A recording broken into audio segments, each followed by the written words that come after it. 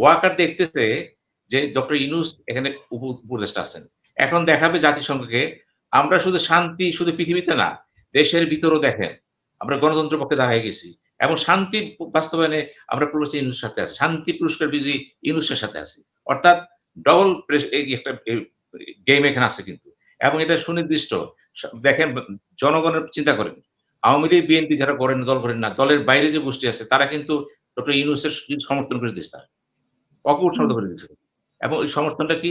এটা হচ্ছে ওয়াকারের ওয়াকারের একচ্ছত্র একটা পুঁজি। সেকেন্ড পুঁজি কি? আর লাভ আছে। ওয়াকার জানে যে বিএনপি যদি থেমে যায় বা ১৮ মাস পিছিয়ে দেওয়া হয়, আওয়ামী লীগ খুশি হবে কিন্তু। আওয়ামী লীগের কিন্তু খুশি হবে। এবং প্রকারান্তে তিনি ইচ্ছা অনিচ্ছায় আওয়ামী লীগের খুশি করে দিলেন, ১৮ মাসে কিন্তু আপনারাও দাঁড়ায় যান। জাতিসংঘে থাকা অবস্থায় জানাই দিলেন, প্রফেসর ইউনূসের পিছনে আর্মি আর সামরিক বাহিনী আছে এবং সংস্কারের জন্য হবে ১৮ মাস পরে, ১৮ মাসের পরে আমরা দেখব নির্বাচনটা আমরা দিয়ে দিব। আমার করুন সাক্ষাৎকারটা এমন একটা সময় দিয়েছেন যখন প্রধান উপদেষ্টা ডক্টর ইউনূস এই মুহূর্তে জাতিসংঘে আছেন। এটা দরকার ছিল।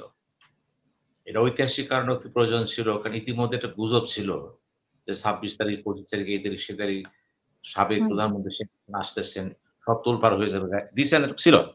এবং এই ফেসবুক ওয়ার্ল্ডে দেখছি পক্ষে বিপক্ষে নানান গুজব হচ্ছে। জেনারেল ওয়াকার কিন্তু শুরু থেকেই কিন্তু তাদের একটা স্থির সিদ্ধান্ত ছিল। তারা কিছু প্রথম প্রকাশ করেনি। এবং আমরা জানতাম বা আমরা ধারণা করেছিলাম যে তিনি পিছনে আছেন। প্রচ্ছন্ন নায়ক তিনি। এইবার তিনি প্রথম কিন্তু প্রকাশ হলেন এবং নিজেকে ঘোষণা করলেন। এর আগেও বলেছিলেন, in absence of the then former prime minister Sheikh Hasina সে দেখবে। এবং ৪ দিন কিন্তু বাংলাদেশে সে দেখেছেন এবং ডক্টর ইউনূসের যে আপনার ৮ তারিখের রাতে শপথ আগ পর্যন্ত বাংলাদেশ ছিল কার কাছে? ওয়াকারের কাছে। এটা খেয়াল রাখতে হবে কিন্তু। এবং তিনি ধৈর্য সহকারে এই পরিস্থিতিটা তিনি মোকাবেলা করেছেন এবং মোকাবেলা করতে যেয়ে তাকে অনেকগুলো শক্তির সাথে কিন্তু তাকে কারো সাথে কম্প্রোমাইজ করেছেন, কারো সাথে নির্দয় হয়েছেন এবং কারো সাথে তিনি কৌশল অবলম্বন করেছেন। সেনাবাহিনীর ভিতরেও এবং বাইরেও সেটা এবং বাইরের শক্তি ছিল কিন্তু সেখানে। সবকিছু মিলিয়ে এবার তিনি যখন দেখলেন যে দলগুলো কথায় কথা কাজে আজকে বলতেছে আমি সমর্থন দিলাম, পরদিন বলতেছে ইলেকশন ডেট ঘোষণা করেন। অর্থাৎ কথা কাজে মিল পাওয়া যাচ্ছে না। যেটা কথা বলতেছেন জনাব তারেক জিয়া, ফখরুল ইসলাম পরদিন অন্য কথা বলতেছেন। আবার আজকে দেখলাম বিএনপির স্ট্যান্ডিং কমিটির মেম্বার সালাউদ্দিন সাহেব এক কথা বলতেছেন। আবার দেখলাম নজরুল ইসলাম এক কথা বলতেছেন। এই যে কথার যে এবং শেষ পর্যন্ত দেখলাম তারেক জিয়াও বললেন যে নির্বাচনই একমাত্র পথ। কথা সত্য, এটা চূড়ান্ত কথা। এবং সবকিছু মিলিয়ে জেনারেল ওয়াকার একটা মেসেজ দিয়ে দিলেন। আপনারা যে যাই বলুন, প্রফেসর ইউনূস বসেছে সময়ের প্রেক্ষাপটে ঐতিহাসিক দায়িত্ব নিয়ে এবং কিছু কাজ জরুরি হয়ে পড়েছে কিন্তু। রাষ্ট্রীয় কাঠামো ভেঙে পড়েছে। সমাজ ব্যবস্থা অলমোস্ট কিন্তু হতাশার মধ্যে ভুগতেছে। শিল্প, কারখানা, ব্যবসা-বাণিজ্য সবকিছু উলটপালট। রেমিটেন্সের সেখানে সবকিছু কিন্তু উল্লড় হয়ে গেছে। এগুলো যদি আপনি একটা ট্র্যাক আনতে চান, তাহলে ডক্টর ইউনূসকে কিন্তু সময় দিতে হবে। এবং সেই প্রেক্ষাপটে তিনি বললেন, ঘটনা যাই ঘটুক, অর্থাৎ তিনি বুঝাচ্ছেন যে যত আন্দোলন করুক, তাতে কিচ্ছু আসে যায় না। Army will stand by professor Yunus. অর্থাৎ আমরা ইউনূসের পাশে দাঁড়িয়ে আছি। ব্যাপারটা এরকম, পার্থক্য একটাই কিন্তু। ২০০৮ সালে যখন আপনার এই যে মঈনুদ্দিন সরকার আসলেন, তিনি তো সরাসরি এসেছিলেন। ওটাকে আর্মি ব্যাক গভর্নমেন্ট। তখনও কিন্তু ইউনূস সাহেবকে বলা হয়েছে আসেন নাই কিন্তু। কেন আসেন নাই? উনি বলেছেন স্বল্প মেয়াদে আমি আসব না। সোজা এবং তিনিই কিন্তু ফখরুদ্দিনকে রিকমেন্ড করেছিলেন। এবং এই কথা কিন্তু জেনারেল মঈনুদ্দিন স্বীকার করেছেন। এটা ইতিহাসের স্বীকৃত বিষয় না। এটা বিতর্ক নাই। এবার কিন্তু তিনি আসলেন। তিনি কি এমনি আসলেন? যে বা যারা দীর্ঘমেয়াদে এসেছেন। এবার যারা ভাবতেছে ডক্টর ইউনূস যখন ৭ সালে আসতে পারতেন, ৮ সালে আসেন নাই। এবার কি তিনি কয়েকদিনের জন্য এসেছেন? না। উনি এসেছেন কিন্তু কয়েক বছরের জন্য। এবং তিনি যে পরিকল্পনা নিয়ে এসেছেন তার সাথে তো ওয়েস্টার্ন ব্লক আছে। এবং তা আছে এবং আর্মি তো তার সাথে আছে বলিয়ে দিল ওয়াকার। অর্থাৎ তিনি যে কর্মসূচি নিয়ে এসেছেন বা যে সংস্কার করার পর তিনি সেগুলো করবেন। সেগুলি করার জন্য সময় দরকার কি? সবাই বলছেন রোড ম্যাপ দেন, রোড ম্যাপ দেন। এই যে রণনীতি এসছে। রোড ম্যাপ কিন্তু দেওয়ার কথা ছিল ডক্টর ইউনূসের। দিল কে? আর্মি। তাহলে আপনাকে বুঝতে হবে স্পষ্ট হয়ে গেল। রোড ম্যাপ দিয়েছে বাংলাদেশ সেনাবাহিনী প্রধান। সরকার প্রধান দেয়নি কিন্তু। এবং শুধু দেয়নি নাই, তিনি বলেছেন ডক্টর ইউনূস ক্ষমতায় থাকবে এবং যাই কিছু হোক সেটা আমরা দেখব। অর্থাৎ দায়িত্ব নিয়েছেন কিন্তু। অর্থাৎ জনগণ যদি কেউ বিরোধিতা করে কোন দল, সেই ক্ষেত্রে যদি কোনো পদক্ষেপ নিলে আমরা নিব। এ ব্যাপারে তিনি একেবারে স্পট নিউজ দিয়েছেন। অর্থাৎ এই মেসেজটি হয়তো জনগণের একটা বিরাট অংশ বলবে ভালো কাজ করেছেন। ইতিমধ্যেই মানুষের পাবলিক পারসেপশন আছে যে ইউনূস সাহেবের উচিত থাকা উচিত। কেউ বলে ৫ বছর, কেউ বলে ১০ বছর, কেউ বলে কমপক্ষে ২ বছর আছে। হুম, অর্থাৎ হুম। যে কাজ হাতে নিয়েছেন, সেই কাজগুলো সুরাহা করা প্রয়োজন। আর বিভিন্ন দেখেন একটা উদাহরণ দেব। ব্যাংকিং সেক্টরে যে হতাশা দেখা দিয়েছে। ইতিমধ্যেই গভর্নর যিনি এসেছেন প্রশ্ন হ্যাসান উঠেছে যে তাহলে কি জেনারেল ওয়াকারই সরকার চালাচ্ছে কিনা? এটা হয়তো উনারই না, আরো অনেকের। কারণ এই মুহূর্তে ইতিমধ্যেই মানে ডক্টর ইউনূস নেই, উনি এই ধরনের একটা কথা বললেন। তাহলে কি আমি ওনার ইশারায় সব চলছে কিনা?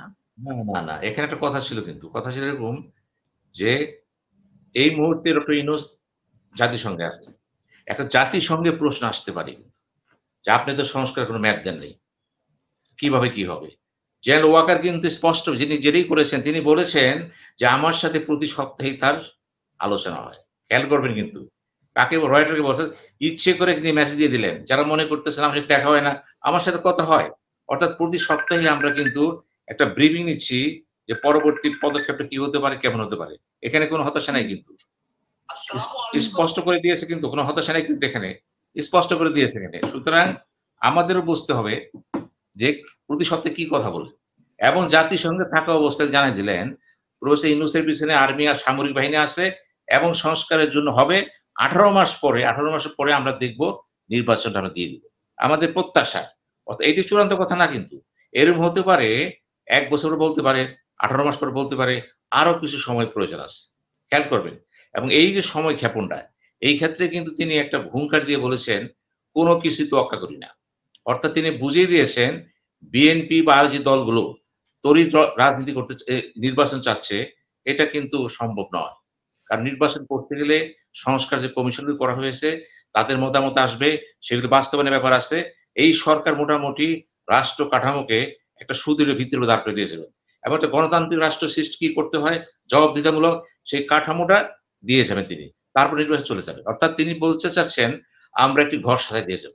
এই ঘরটা এখন আপনারা রক্ষণাবেক্ষণ করেন, আরো যদি পরে রিপেয়ারিং বলে করেন। কিন্তু ঘরটা অগোছালো। এই অগোছালো অবস্থায় যদি কেউ হইচই করতে চায় লাভ নাই। কারণ সেনাবাহিনী তার পাশে আছে। তিনি বুঝিয়ে দিয়েছেন বড় আন্দোলন, উচ্ছ্বাস, আবেগ এগুলো কিন্তু এই মুহূর্তে আর কোনোভাবেই কোনো মূল্যায়ন করা হবে না। দেশ শাসন করতে হলে যে দৃঢ়তা প্রয়োজন, এই ১ম ডক্টর ইউনূস যেটা প্রকাশ করেননি বা প্রকাশ করতে চাননি, সেই কাজটা কিন্তু জেনারেল ওয়াকার করে দিলেন। অর্থাৎ করে দিলেন। তিনি হুম। বুঝিয়ে দিলেন এটা হচ্ছে ফখরুদ্দিন মইনুদ্দিনের মতন আর্মি ব্যাক গভর্নর, আর্মি সরকার। তবে ওই ধরনের না, ওইটা তো ঘোষিত ছিল। এটা ঘোষিত না। এখন ঘোষিত হয়ে গেল কিন্তু।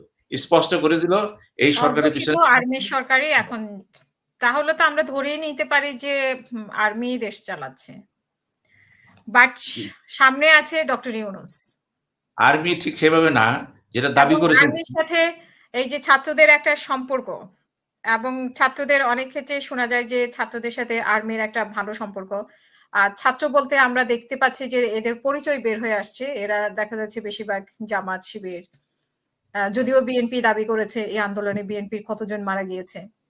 সেটাও একটা প্রশ্ন। দেখেন একটা কথা মনে রাখবেন, সেনাবাহিনীর প্রধান কিন্তু দেশের সব খবর রাখে। গোয়েন্দা রিপোর্ট সব তার কাছে আছে কিন্তু। আগেও জানতেন কোথায় কি হচ্ছে। এই আন্দোলনে কতজন বিএনপির, কতজন আওয়ামী লীগের, কতজন আপনার অন্য দলের, কতজন বিভিন্ন পরিচয়ে ঢুকেছে সব জানে। এবং তার চেয়ে সাংঘাতিক একটা ইনফরমেশন দিয়েছে আপনার চ্যানেলে সম্ভবত মেজর কর্নেল দেলোয়ার বোধহয় অথবা মেজর। উনি কিন্তু বলেছেন মেজর দেলোয়ার। হ্যাঁ, উনি স্পষ্ট করে বলেছেন, আমি পুরা ভিডিওটা শুনলাম। উনি বলেছেন গ্রামীণ ব্যাংকে কিন্তু মিটিং হতো। ইউনূস সাহেবের সেই অফিসে মিটিং হতো গ্রুপে কিন্তু গোয়েন্দা বাহিনী এটা কি করে জানি না। মিটিং হতো অর্থাৎ ডক্টর ইউনূস কিন্তু এই অভ্যুত্থানের আগের থেকেই একটা সম্পর্ক রেখেছিল। ৮ উনি বছর স্পষ্ট আগে থেকেই মিটিং হতো। উনি বলছিলেন যে হুম। স্পষ্ট করে সেইজন্য বললাম অনেক তথ্য, অনেক ঘটনা আমাদের জানা নাই কিন্তু। আমি বলতে পারছি না। আমি অনেক কিছু জানি বলতে পারছি না এখানে। কিন্তু আসতেছে তো। একটা কথা মনে রাখবেন ডক্টর মোহাম্মদ ইউনূস কিন্তু উইরা এসে জুড়ে বসে নাই। দীর্ঘ প্ল্যানের সাথে তার সম্পর্ক ছিল কিন্তু। এবং এই যে ফাইন্যান্স করা, আন্দোলনের যে ফাইন্যান্সটা কে করছে? এখন বলা হচ্ছে এটার পিছনে আমেরিকা ছিল। পুরা ছকটা ছিল আমেরিকা। এবং আমেরিকার একটা উদ্দেশ্য ছিল এখানে চীন যেহেতু আগে যাচ্ছে, ভারত কিছু করতে পারতেছে না। তার রাগ ছিল কিন্তু। ওই ক্ষেত্রে চিন্তা করল আর সময় দেওয়া যাবে না। এবং ক্ষতি হয়ে যাবে কিন্তু। তখনই কেন কে আসবে? ডক্টর ইউনূস যেহেতু সর্বজন গ্রহণযোগ্য ব্যক্তিত্ব ছিল এবং আমেরিকা আগে থেকেই কিন্তু তাকে এই ব্যাপারে কিন্তু সিলেকশন করে রেখেছিল। একটা মেন্টর প্রস্তুতি ছিল তার। ওই যে বললেন তাকে ফ্রান্সে ছিল, তাকে ডাকা হলো সে আসতেছে। এটা নাটক হয়। নাটক করে লাভ নেই কিন্তু। হুম, হুম, সামরিক হুম। বাহিনী সব জানতো এবং জেনারেল ওয়াকারও জানতো ডক্টর ইউনূস এখানে আসবেন।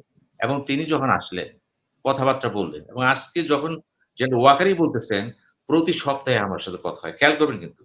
তো প্রতি সপ্তাহে যদি কথা হয়, সপ্তাহে কি হলো যে জানেন? এখন আপনি আসেন, নতুন দল করা হবে একটা। এই যে ধরেন হুম, ছাত্র নেওয়া হয়েছে এখানে ৩ জনকে। এটা কিন্তু একেবারে এক সুদূর প্রসারী হালকাভাবে নিয়েন না কিন্তু। এদের এইজন্য নেয় নাই যে এদেরকে নেওয়ার একটাই কারণ ছিল ছাত্র আন্দোলনটাও কিন্তু একটা ভিন্ন খাতে নিয়ে যাওয়া হবে। এরা যদি হুম, দল করতে চায়, সেখানেও কিন্তু দেখা যাবে প্রশ্ন এসে যাবে, এরা দল করে, এরা তো সরকারে আছে।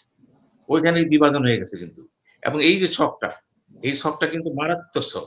এবং যে আগামী ১৮ মাস পর নির্বাচন দিতে যান, এখানে প্রধান জিনিস এসে যাবে, এই মুহূর্তে নির্বাচন হয়ে যায়, নির্ঘাত বিএনপি ২৫০-৬০ টা সিট পেয়ে যাবে। চোখ বুজে পেয়ে যাবে। এবং ব্রুট মেজরিটি হয়ে যাবে কিন্তু। এবং এরকম হয়ে যাবে, ইচ্ছা করলে সংবিধান সংশোধন, বিয়োজন সবই করতে পারবে। এই অবস্থাও কিন্তু মেনে নিতে পারছে না বাংলাদেশ আর্মি। বা হুম, প্রফেসর ইউনূস পারছে না, তার পরিষদও পারছে না এবং পশ্চিমা শক্তি ওটা চাচ্ছে না কিন্তু। কাজেই বিএনপির জন্য বড় থ্রেট কিন্তু এখানে তার বিজয়ের যে সম্ভাবনা 100% এই সম্ভাবনা একক। যদি এখানে একটা বিরোধী দল থাকতো যারা ১০০ সিট পাবে হয়তো পিকচারটা ঘুরে যেত। দেখেন অতি জনপ্রিয়তা কিন্তু গণতন্ত্রের জন্য হুমকি হয়ে যায়। সেটাই হয়েছে কিন্তু এখন। এখন বিএনপির বিপরীত দল দরকার। জামাত চেষ্টা করতেছে, ইসলামিক দলের সাথে মিটিং করতেছে এবং চরমনায় পীর সাহেবকে রাজি করার চেষ্টা করতেছে। মনে করতেছে এটা ওয়ার্কিং দেশ আমরা আমরা নির্বাচন প্রক্রিয়া একটা কর্মসূচি করি। এটাও কিন্তু ঘুরে ফিরে সেই সামরিক বাহিনী বলেন, আমেরিকা বলেন, তাদেরই কথা আপনারা ঐক্যবদ্ধ এক হয়ে যান। যত এক হোক সম্ভব না। এক হয়েও কিন্তু ৪০ টা সিট পাবে না ফ্রি ফেয়ার নির্বাচনে। আমি সেজন্য বললাম অপরিবর্ত শক্তি হচ্ছে এই মুহূর্তে বিএনপি। এখন বিএনপিকে যদি কোনোভাবে মনে করেন যে সে যদি ক্ষমতায় যায়, আওয়ামী লীগের সে বেশি করাপশন করবে সে। অর্থাৎ বেশি স্বৈরাচার সে হয়ে যাবে এবং পরবর্তী সরকারে আবার পাওয়ার আসার জন্য সবই কিছু করবে। এই ক্ষেত্রে সামরিক বাহিনী চিন্তা করতেছে জেনারেল ওয়াকার, সামরিক বাহিনীকে বারবার ইউজ করা হয়েছে। ইমেজ সংকট হয়েছে। আমি বাহিনীটাকে এখন পেশাগত বাহিনী তৈরি করব। এবং জাতিসংঘে আমাদের অবস্থান আছে, বিশ্ব অবস্থান আছে, এই ইমেজটা সে নিতে চাচ্ছে কিন্তু। এবং সেই ক্ষেত্রে কি দেখাবে সে? অদ্ভুত ঘটনা দেখেন। মঈনের সাথে পার্থক্য কি দেখেন। ওয়াকার দেখতেছে যে ডক্টর ইউনূস এখানে উপদেষ্টা আছেন। এখন দেখাবে জাতিসংঘকে আমরা শুধু শান্তি শুধু পৃথিবীতে না, দেশের ভিতরেও দেখেন। আমরা গণতন্ত্রের পক্ষে দাঁড়ায় গেছি। এবং শান্তি বাস্তবায়নে আমরা প্রফেসর ইউনূসের সাথে আছি। শান্তি পুরস্কার বিজয়ী ইউনূসের সাথে আছি। অর্থাৎ ডবল এই একটা গেম এখানে আছে কিন্তু। এবং এটা সুনির্দিষ্ট। দেখেন জনগণের চিন্তা করেন। আওয়ামী লীগ, বিএনপি যারা করেন দল করেন না, দলের বাইরে যে গোষ্ঠী আছে তারা কিন্তু ডক্টর ইউনূসের সমর্থন করে দিয়েছে তারা। অকূট হুম, সমর্থন করে দিয়েছে। এবং ওই সমর্থনটা কি? এটা হচ্ছে ওয়াকারের জেনারেল ওয়াকারের একচ্ছত্র একটা পুঁজি। 2nd পুঁজি কি? আর লাভ আছে।